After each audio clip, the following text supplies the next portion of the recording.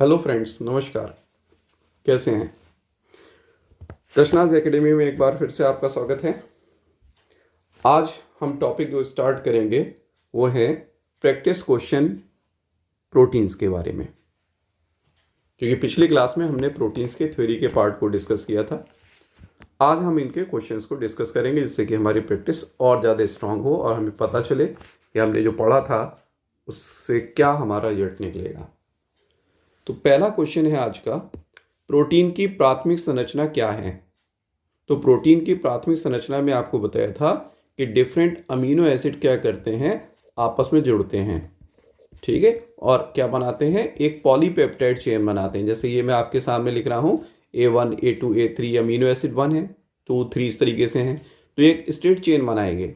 और इसके बीच में आपको बताया था जो बॉन्ड होता है वो बॉन्ड कौन सा था? पेप्टाइड बॉन्ड था, ठीक है, पेप्टाइड बॉन्ड ये पाया जाता है। तो ये एक रेखीय अनुक्रम की फॉर्म में लगे रहते हैं। आपको बताया था एक स्ट्रेट चेन की फॉर्म में लगे रहते हैं। तो यहां पर देखें, पहला ऑप्शन सही हो रहा है, अमीनो एसिड का अनुक्रम लगने का क्रम को बताता है। प्रोटीन का त्रिआयामी आकार नहीं, यह आपको बताया था किसके अंदर होता है? तृतीयक संरचना में होता है। संरचना प्रोटीन के कार्य और आकार से रिलेटेड नहीं होती। तो हमारा आंसर क्या हो गया? हमारा पहला आंसर है इसका ए, ठीक है। ए जो है वो प्राथमिक संरचना में आपको बताया पेप्टाइड बॉन्ड प्रेजेंट है और वो उनके लगने के क्रम को दर्शाते हैं। अगला हमारा प्रश्न है, प्रोटीन की संरचना को निर्धारित करने वाले बल क्या हैं? तो आपको बताया था कि बेसिक तो पेप्टाइड बॉन्ड होते हैं, लेकिन आगे के जो स्ट्रक्चर बनते हैं सेकेंडरी, टर्शरी, क्वार्टरनरी, यानी कि द्वितीयक, तृतीयक और चतुर्थक, तो उसके अंदर अदर फोर्सेस भी डेवलप होते हैं। उसके अंदर क्या क्या आते हैं? हाइड्रोजन बंध आते हैं, आयनिक बॉन्ड्स आते हैं, ठीक है, और वॉन्डर वॉल फोर्सेस या बल आते हैं, यह आपको बताया था। तो ये क्या करेंगे? प्रोटीन की संरचना को निर्धारित करने वाले हैं। त्रिआयामी स्ट्रक्चर में सभी प्रेजेंट होते हैं, ठीक है, प्रोटीन के कार्य और आकार से कोई मतलब नहीं है। तो आंसर इसका फिर से क्या हो गया? फर्स्ट ऑप्शन करेक्ट है, तो ए। अगला देखें, प्रोटीन के स्रोत क्या हैं? तो प्रोटीन के वैसे तो हर एक में थोड़ी बहुत मात्रा में प्रेजेंट होती है, लेकिन प्रोटीन का मुख्य स्रोत जो है या बेस्ट सोर्स अगर आप कहें तो मांस और मछली होते हैं। दालों में भी होती है, अनाज में भी होती है, लेकिन दालें जो है प्रमुख स्रोत हैं, अनाज ज़्यादा प्रमुख स्रोत नहीं होते, बहुत कम मात्रा में इसमें प्रोटीन है। क्यों? क्योंकि अनाज जो है वो कार्बोहाइड्रेट का स्रोत होते हैं मेन, ठीक है, इसके अंदर क्या होंगे? कार्बोहाइड्रेट्स होंगे, तो इसीलिए ये आंसर नहीं हो सकता। फल और सब्जियां जो है जनरली खनिज लवणों का और विटामिन का स्रोत ज्यादा होते हैं, शुगर का स्रोत ज्यादा होते हैं। तो पहला ऑप्शन हमारा सही है, ए। नेक्स्ट क्वेश्चन है, प्रोटीन क्या है? तो प्रोटीन आपको बताया था एक्चुअल में carbon, hydrogen, oxygen and nitrogen के बने हुए यौगिक होते हैं। कभी कभी आपको बताया था कुछ प्रोटीन में सल्फर भी हो सकता है और फास्फोरस, लेकिन ये रेयर होती हैं। तो दूसरा क्या बताया था कि ये अमीनो एसिड के मिलने से बनते हैं या अमीनो एसिड के पॉलीमर होते हैं। तो पहले ऑप्शन में कार्बोहाइड्रेट का एक प्रकार नहीं, प्रोटीन अलग है, कार्बोहाइड्रेट अलग है। ऐसी वसा का प्रकार, वसा अलग है, प्रोटीन अलग है। अमीनो एसिड के पॉलीमर हैं, बिल्कुल ठीक है। न्यूक्लिक एसिड का एक प्रकार है, नहीं, न्यूक्लिक एसिड के प्रकार तो आप पढ़ोगे कि डीएनए होता है और आरएनए होता है, डीएनए एंड आरएनए। तो हमारा आंसर क्या हो जाएगा? हमारा आंसर हो जाएगा अमीनो एसिड के पॉलीमर, यानी कि बहुलक होते हैं। सी ऑप्शन करेक्ट है। अगला प्रश्न देखें, प्रोटीन के कार्य क्या हैं? प्रोटीन ऊर्जा का स्रोत है, हाँ बिल्कुल है, ठीक है, बिल्कुल। कोशिका की संरचनाओं को बनाए रखने का काम करते हैं, हाँ। लिपोप्रोटीन या लिपिड और प्रोटीन्स मिलके जो हैं सारी मेम्ब्रेन को बनाते हैं और मेम्ब्रेन ही संरचना को नियंत्रित करने का कार्य करती हैं। फिर जैविक प्रक्रियाओं को नियंत्रित करना है, बिल्कुल है, ठीक है। एंजाइम्स, हार्मोन्स की फॉर्म में आपको बताया था ये जैविक क्रियाओं को नियंत्रित करते हैं। तो यहां पर आंसर हमारा क्या हो जाएगा? हमारा आंसर हो जाएगा सभी विकल्प सही हैं, सभी विकल्प सही हैं, ओके।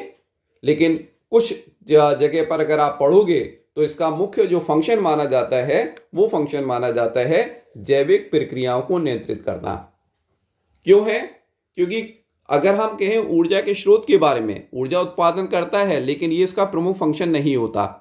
आपको बताया था क्रम में सबसे पहले क्या है, कार्बोहाइड्रेट एनर्जी देते हैं, उसके बाद दूसरे नंबर पर क्या आते हैं, फैट्स आते हैं, और फैट्स भी अगर खत्म हो जाएंगे तो प्रोटीन ऊर्जा का स्रोत होगा।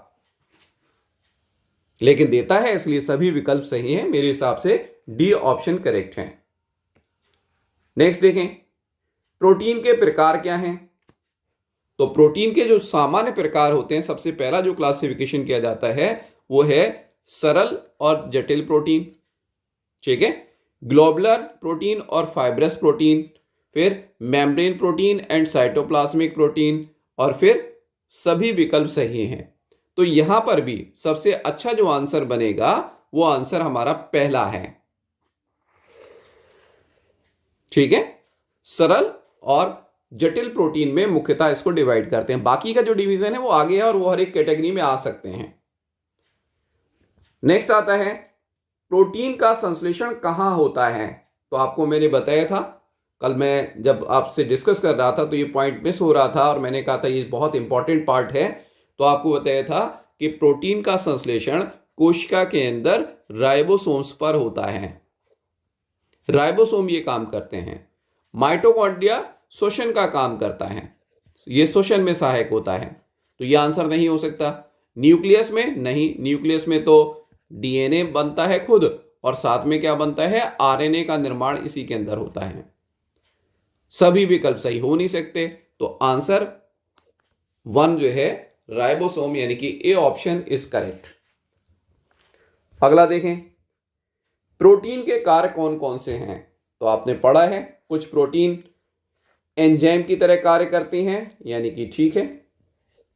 कुछ प्रोटीन हार्मोन का कार्य करती हैं, ये भी ठीक है। कुछ प्रोटीन संरचना बनाती हैं, जैसे कोलेजन आपको बताया था, है ना, कि संरचनात्मक प्रोटीन होती है। तो यानी कि इसके सभी विकल्प सही हो गए। आंसर क्या हो गया इसका? डी, सभी विकल्प सही हैं। अगला प्रश्न आता है, प्रोटीन की तृतीयक संरचना क्या है? तो प्रोटीन की तृतीयक संरचना जो है वो 3D स्ट्रक्चर को शो करती है, जिसमें आपसे कहा था कि जैसे ये प्राइमरी स्ट्रक्चर था, ये सेकेंडरी स्ट्रक्चर था, और ये बहुत छोटा जो हो गया ये फोल्डेड, हाईली फोल्डेड या कन्वोल्यूटेड जो है वो क्या होगा, ये 3D स्ट्रक्चर को शो करेगा। तो आंसर हमारा कौन सा हो गया? ए। नेक्स्ट देखें, प्रोटीन की संरचना को कैसे निर्धारित करते हैं? ये आपको याद करना पड़ेगा, ठीक है। प्रोटीन की संरचना के लिए मेनली जो किया जाता है वो है एक्सरे क्रिस्टलोग्राफी और एनएमआर स्पेक्ट्रोस्कोपी। ये टेक्निक है जिनके थ्रू जो है हम इसका संरचना का पता लगाते हैं। प्रोटीन का आकार निर्धारित करने से कोई मतलब नहीं है, स्थिरता निर्धारित करने से मतलब नहीं है। तो ये हमारा ऑप्शन सही है।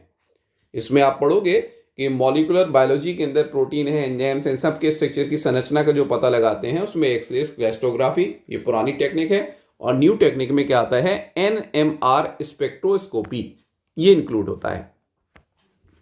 नेक्स्ट आता है, प्रोटीन के बिना क्या होता है? प्रोटीन आपने पढ़ाई है, मसल्स के डेवलपमेंट के लिए जरूरी है, बिल्कुल। त्वचा को मेंटेन करने के लिए भी जरूरी है, क्योंकि केराटिन प्रोटीन हमारी त्वचा और बालों में दोनों में पाई जाती है, यानी कि दोनों के लिए उपयोगी है। इसका मतलब सभी विकल्प सही हैं। आंसर क्या हो गया? डी, ठीक है। आपने देखा ना कि जो लोग बॉडी बिल्डिंग करते हैं, एक्सरसाइज करते हैं, उनको हाई प्रोटीन रिच डाइट के बारे में कहा जाता है। तो ये बहुत ज़्यादा इंपॉर्टेंट है, और केराटिन बालों और त्वचा के रखरखाव के लिए बहुत ज़्यादा जरूरी है। नेक्स्ट आता है, मानव के शरीर के किस भाग में केराटिन प्रोटीन पाया जाता है? ये तो आंसर आपको मिल ही गया, है ना। रक्त में नहीं होता, बालों और नाखून में है, मांसपेशियों में नहीं होता, आंख में नहीं होता, क्योंकि आंख में कॉर्निया में अगर केराटिनाइजेशन हो जाएगा तो ये क्या करेगा, ब्लाइंडनेस यानी कि अंधेपन में लीड कर सकता है। तो हमारा सही ऑप्शन क्या हो गया? बी। तो बाल और नाखून जो है इसमें पाया जाता है। अगला क्वेश्चन देखें, शरीर में रासायनिक अभिक्रियाओं को तेज करने वाले प्रोटीन को क्या कहते हैं? तो तेज करना, कम करना, यानी कि गति को निर्धारित करना हुआ। और ये काम कौन करता है? ये काम करते हैं एंजाइम्स। ठीक है, एंजाइम्स क्या करेंगे? शरीर में होने वाली जितनी भी रासायनिक अभिक्रियाएं हैं, यानी कि उपापचय क्रियाएं हैं, उनको चलाने के लिए एक विशेष प्रकार के एंजाइम की आवश्यकता होती है। हर क्रिया को अलग एंजाइम चाहिए और ये एंजाइम इसकी गति को तेज करने का या नियंत्रित करने का कार्य करते हैं। तो सीधा सीधा आंसर हमारा क्या हो गया? सी। नेक्स्ट देखें, प्रोटीन की द्वितीयक संरचना क्या है? यस, तो देखें, द्वितीयक संरचना में ये अल्फा हेलिकल होता है इस तरीके से, और ऐसे ही बहुत सारे जब आपस में जुड़ जाते हैं तो ये शीट लाइक स्ट्रक्चर बनाता है। ये भी आपस में बॉन्ड के थ्रू जुड़ जाएंगे। तो अल्फा हेलिक्स और बीटा शीट ये निर्माण जब होता है तो ये द्वितीयक संरचना के द्वारा होता है। तो आंसर हमारा ए सही है। अगला देखें, प्रोटीन के कार्य कौन से हैं? तो कार्य वाले सेक्शन को सोचें आप। तो आपको बताया था इम्यून सिस्टम में जो ग्लोबुलिन प्रोटीन होती हैं ये एंटीबॉडीज का निर्माण करती हैं। IgA, IgG, ठीक है, या IgM, ये सारे नाम होते हैं जो आप पढ़ोगे प्रतिरक्षा तंत्र में। रक्त को जमाने में मदद करता है? यस, करता है। एक तो प्रोथ्रोम्बिन प्रोटीन था, दूसरा आपको बताया था फाइब्रिनोजिन जो ब्लड क्लॉट करने के लिए जरूरी होता है। और प्रोटीन अभी कहा कि मांसपेशियों को मजबूत बनाने का काम करता है, कि जो भी वेट लिफ्टिंग करते हैं, बॉडी बिल्डिंग करते हैं, ठीक है, उन सब के लिए प्रोटीन रिच डाइट चाहिए। तो आंसर हमारा क्या हो गया? आंसर हमारा है डी। अगला देखें, प्रोटीन कौन कौन से तत्वों के मिलने से बना है? तो शुरू के क्वेश्चन में ही मैंने आपको बताया था, इसके अंदर क्या होते हैं? कार्बन होता है, हाइड्रोजन होता है, ऑक्सीजन और नाइट्रोजन, ये मेन है। ठीक है, इसमें देखें बिना नाइट्रोजन के प्रोटीन नहीं होती है, ध्यान रखेंगे, क्योंकि हर प्रोटीन के अंदर कम से कम एक NH2 समूह होता है। ठीक है, तो ये वाला आंसर हमारा नहीं हो सकता। सोडियम तो होता ही नहीं है ना, ये तो बिल्कुल नहीं होगा। सल्फर हो सकता है, कार्बन हो सकता है, ये हो सकता है, तो इसमें नाइट्रोजन नहीं है और ऑक्सीजन नहीं है। ऐसी कार्बन फास्फोरस हो सकता है, पोटेशियम नहीं होता, आयरन नहीं होता। कार्बन मैग्नीशियम नहीं होता, जिंक नहीं होता, हाइड्रोजन होता है। तो हमारा बेस्ट ऑप्शन क्या हो गया? बेस्ट ऑप्शन है हमारा ए। नेक्स्ट आता है, प्रोटीन के कौन से स्तर में अमीनो अम्ल का रेखीय अनुक्रम होता है? ये तो पहला वाला क्वेश्चन ही हो गया। आपको बताया था इसके अंदर क्या होगा? प्राथमिक संरचना। सीधा सीधा आंसर है प्राथमिक संरचना, ये इसको शो करता है। नेक्स्ट, केराटिन किसका उदाहरण है? तो आपको बताया त्वचा के पार्ट है, बालों का पार्ट है, तो ये हार्मोन तो नहीं होता, संरचनात्मक प्रोटीन है, एंजाइम नहीं है, एक ही जगह रहता है, प्रोटीन ट्रांसपोर्ट नहीं करता। तो आंसर हमारा क्या हो जाएगा इसका? बी, संरचनात्मक प्रोटीन का उदाहरण है केराटिन। नेक्स्ट, किस स्तर पर प्रोटीन की कार्यात्मक अवस्था प्राप्त होती है? तो बताया था कि फंक्शनल जितनी भी प्रोटीन होती हैं जो एंजाइम्स की तरह मेनली काम करती हैं, वो तृतीयक संरचना में होती है। ठीक है, प्राथमिक और द्वितीयक जो है जनरली स्ट्रक्चरल प्रोटीन वगैरह बनाती हैं। कार्यात्मक अवस्था में अगर उसमें भी कोई प्रोटीन आएगी तो वो भी क्या है? 3D स्ट्रक्चर को शो करेगी। इसमें क्या होता है कि जो भी क्रियाशील पार्ट होते हैं वो तो बाहर की तरफ आ जाते हैं, और जो अक्रियाशील पार्ट हैं जो संरचना उसकी बनाते हैं वो अंदर की तरफ आ जाते हैं। तो ये 3D स्ट्रक्चर के अंदर ही पॉसिबल होता है। तो आंसर क्या हो गया? सी। नेक्स्ट आता है, कौन सा तत्व प्रोटीन संरचना में नहीं पाया जाता? देखें, कार्बन यस पाया जाता है, हाइड्रोजन पाया जाता है, कैल्शियम नहीं होता, नाइट्रोजन होता है। तो आंसर क्या हो गया हमारा? सी, कैल्शियम नहीं पाया जाता किसी प्रोटीन में। आपको पता है सल्फर हो सकता है, फास्फोरस हो सकता है। मेन फिर से देख लें तो carbon, hydrogen, oxygen and nitrogen. दूसरा क्या बताया था? सल्फर, और क्या हो सकता है? फास्फोरस, बट ये रेयर। अगला हमारा क्वेश्चन आता है, कौन सा प्रोटीन रक्त में ऑक्सीजन का परिवहन करता है? फिर देखें फंक्शन वाले पोर्शन पर ही, एल्ब्यूमिन नहीं करता, हीमोग्लोबिन करता है, फाइब्रिन क्लॉट बनाने के काम में आता है, ठीक है, और ग्लोबुलिन प्रतिरक्षा तंत्र के बनाने के काम में आते हैं। तो यहां पर हमारा आंसर क्या हो जाएगा? हमारा आंसर है बी, हीमोग्लोबिन। ये ऑक्सीजन और कार्बन डाइऑक्साइड, अगर कार्बन डाइऑक्साइड का परिवहन पूछता, ऑक्सीजन का नहीं पूछता, तो भी हीमोग्लोबिन हमारा आंसर हो जाएगा। दोनों के परिवहन में ही सहायता करता है। अगला हमारा क्वेश्चन है, कौन सी प्रोटीन रक्षात्मक कार्य करती है? तो अभी ऊपर बताया, ठीक है, ग्लोबुलिन जो है वो कार्य करते हैं और ये एंटीबॉडी का निर्माण करते हैं, ठीक है। एंटीबॉडी ग्लोबुलिन प्रोटीन की बनी होती है, तो एंटीबॉडी प्रोटीन है और ये हमारे शरीर में प्रतिरक्षा तंत्र का पार्ट होती हैं। तो पहला ही आंसर सही है। नेक्स्ट, इंसुलिन किस तरीके का प्रोटीन है? तो इंसुलिन सभी जानते हो आप। इंसुलिन क्या है? एक हार्मोन है जो शरीर में ग्लूकोज के मात्रा को नियंत्रित करने का कार्य करता है। शरीर क्या, बल्कि विशेष रूप से कहें रुधिर में, ठीक है, हमारे ब्लड में जो है वो जो ग्लूकोज है उसके स्तर को नियंत्रित करने का कार्य करता है। और आपसे कहा था अगर ये कम मात्रा में सीक्रेट होता है, स्रावित होता है, तो इसकी वजह से डायबिटीज होती है। और डायबिटीज में कौन सी डायबिटीज मिली है?